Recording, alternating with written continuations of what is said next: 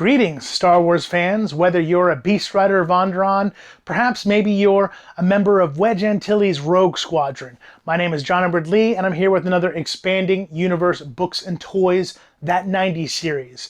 In fact, this is the final episode of that series, which is not to say I won't continue on making other episodes. This is just a bookend for this series. The 90s being my favorite era of Star Wars, not to say things before, after it, or any better or worse. It's just my favorite era because I was a teenager in that time, and that was my formative years as far as that goes.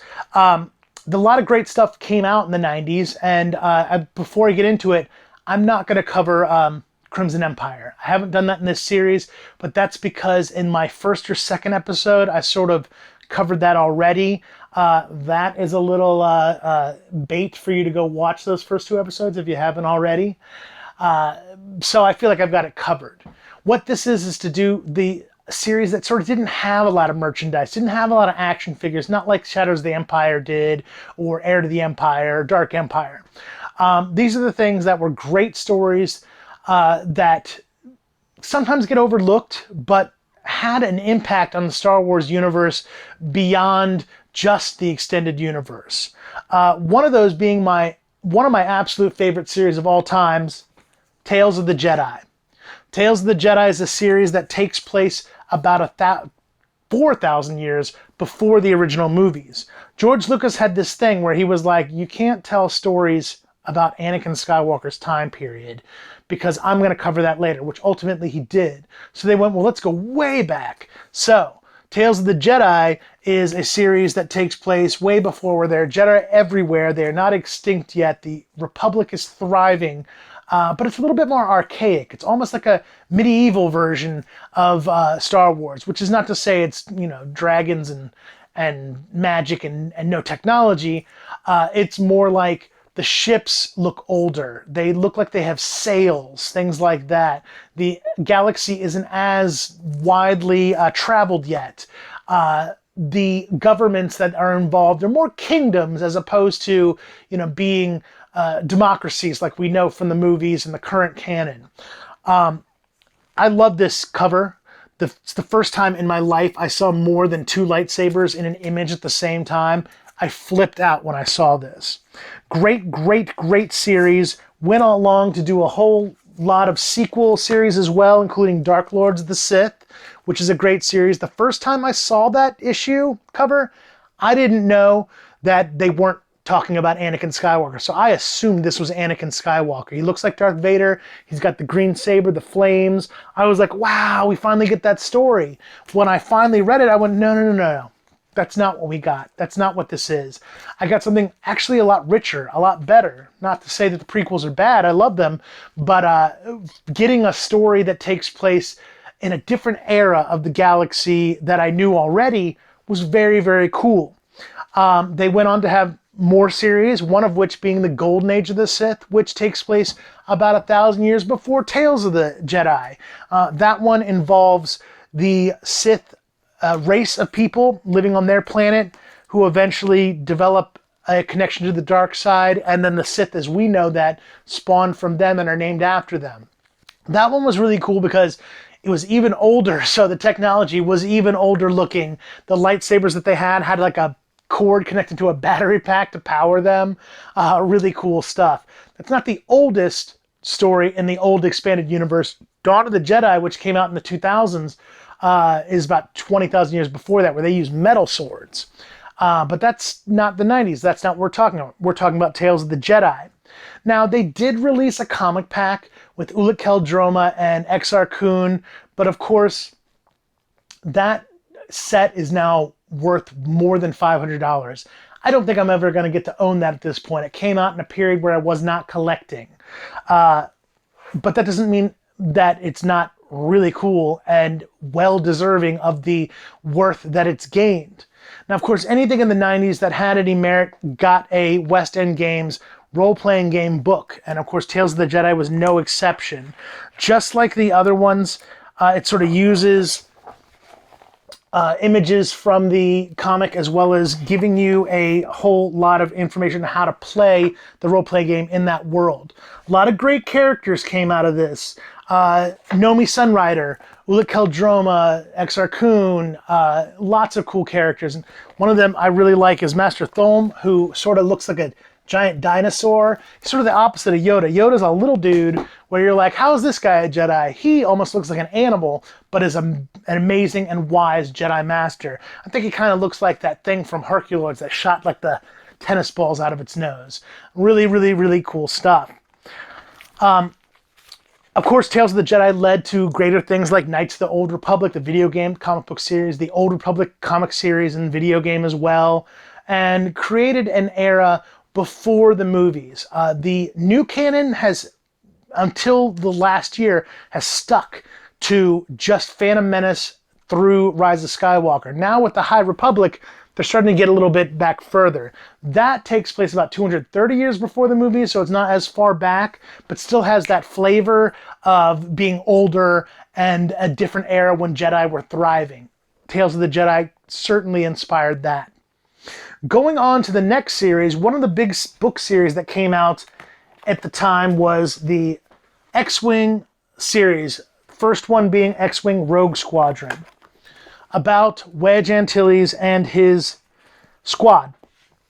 To be honest with you, this is sort of a blank spot in my knowledge of Star Wars.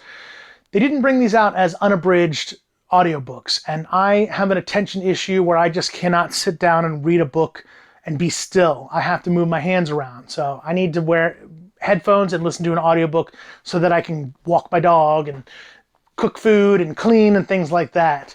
I bring that up because just last month they brought out a new version of that book, and they also brought out a new version of the audio unabridged version. So I'm really excited to finally get to read that book that I have not read in never read and have had for 25 years.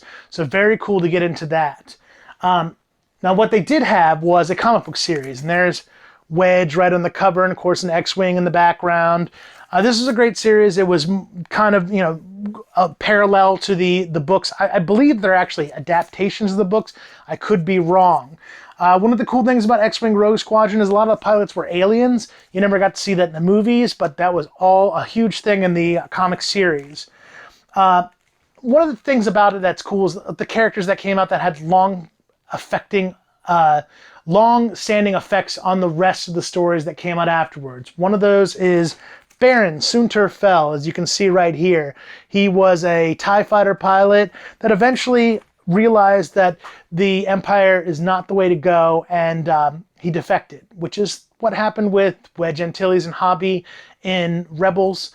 So it was very common themes. Big Dark Lighter, same thing. Very cool character. Now, he got some action figures made out of him. There he is in a comic pack. There he is with his TIE fighter outfit, and he comes with Hobby, who you will remember from the Battle of Hoth. He was present there. Later on, they brought out Baron Soontir Fel in his Imperial gear. I think at this point in this comic, he had already defected, but was sort of playing spy. Now, the character he is with, I can never say her name right, because how do you pronounce this name? It's spelled Y-S-A-N-N-N. I've always said Ysain. Ysain Isard, who was a great Imperial character, of course, in that unique red outfit with the white streaks in her hair. She was popular enough that they actually gave her a titular book. There she is. Now, there are other comic packs as well. I only have one more, even though there are more beyond this. This one is Wedge Antilles in his more formal Republic gear. And, of course, a classic who was originally from Heir to the Empire, Borsk Phalia, the Bothan senator who caused trouble for the New Republic. He sort of hated the Jedi. He hated the military aspect of the rebellion. He's sort of a sniveling character. I like sniveling characters for whatever reason. People hate that character. I like him. One of my favorite Transformers is Starscream. One of my favorite G.I. Joe characters is Cobra Commander. Similar character. Now, the other things that they brought up in the 90s were more connected to the films and characters from the films. One of the things they brought out was a series for droids about C-3PO and R2-D2's adventure before A New Hope. This is very similar to the cartoon series droids, where, you know, now in the new continuity, they have this other history where they didn't meet till Phantom Menace. But before that, they had been together for maybe 100 years, for a very long time as a duo, and that series was about that. This is one of my favorite covers. This is, I can never remember if it's X-3PO or C-3PX, but he's sort of a mirror image, violent version of C-3PO. The reason I bring that up is there's no action figures for this, except for that one. And it was in part of a build-a-figure set. Hasbro for a while would do this thing where they'd bring out a wave and you get a little piece of a droid in each one, and then you have to take those apart and put them together and have that figure. That's horrible for an inbox collector. Hasbro, if you're listening, there's a bunch of the characters from Expanded Universe. HK-47, the YT Hunter droid. Please bring out a box set with those characters so that I can collect them as an inbox character. I would love to have those. Jabba the Hutt got his own series. And just like R2-D2 and C-3PO, it's sort of about what's happening to him before he ultimately meets his demise in Return of the Jedi. A lot of Bib Fortuna action. Finally, one of the biggest characters ever, beyond Star Wars even, Boba Fett. Man, that cover looks really familiar. Oh yeah, because I'm wearing a shirt with the same cover. That is a cover done by Cam Kennedy, who did the art for Dark Empire. His art is very, very specific in that it uses a milder palette of colors. Not a milder palette, but just a couple colors each panel, but it adds this richness to it where everything just seems like it's bathed in some eerie light. Great 90s artist. Now, this doesn't take place before the series like the other two, Jabba and Droids. This takes place after. Cam Kennedy did the art for Dark Empire, and I believe this is written by the same person as well as Dark Empire, John Wagner. I could be wrong about that. But anyways, we didn't find out Boba Fett had survived the Sarlacc until the Dark Empire series. So this sort of fills in the holes as to what Boba Fett was doing between that time, Return of the Jedi to Dark Empire, which is about a 6-year period. Short series. Jabba was short too. Droids is a little bit longer, but still very happy to have those. Well, that concludes the 90s series. What do you guys want to see next? I have some ideas. I'd love to do a episode about Cam Kennedy and Dave Dorman's art. There's a couple of new canon things I'd like to get into, but I'd like to get your input.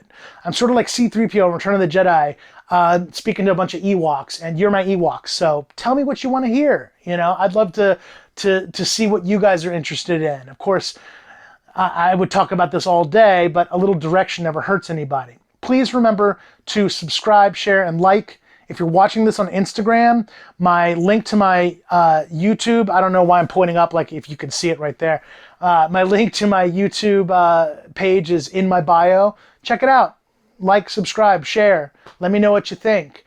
In the meantime, I will be back again with another episode of Universe Expanding Books and Toys. And meantime, remember that the Force will be with you, always.